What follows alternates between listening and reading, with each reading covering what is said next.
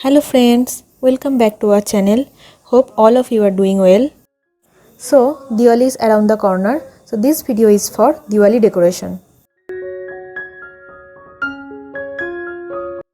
For this DIY we need putty or Paris, glue, some acrylic colors, crochet thread and some balloons.